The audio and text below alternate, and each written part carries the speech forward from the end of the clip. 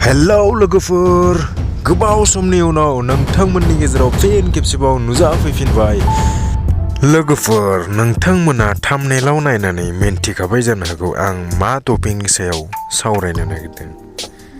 जोंनि टपिकआनो जाबाय मा सोरबा आइजोआ गुबुन हौवा एबा गुबुन सेंग्राफोरजों आथोन गेलेयोब्ला बियो पाप नाङो नामा? लोगोफोर, नंगौ, जोङो धोरोमनि बायदियै बुंनो थाङोब्ला पाप नाङो। मानोना बेफोरो जाबाय जोंनि आयेननि बेरेखा एबा समाजनि बेरेखा खामानि मावनाय। बेनि थाखायनो जोङो बुंनो हायो गुबुन आइजोआ गुबुन आइजोनि हौवा एबा सेंग्राफोरजों आथोन गेलेयोब्ला पाप नाङो।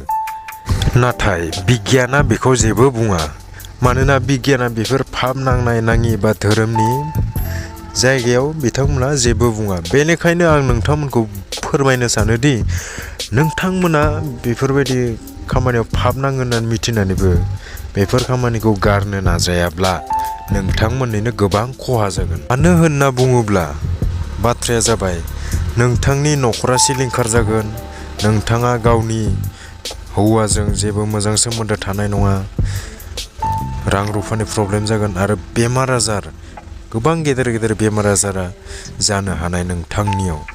बेनिखायनो नोंथांमोना एसे साबधान जा आरो बेफोरबायदि खामानि मावनायखौ गारनो नाजाब्लानो जाबाय।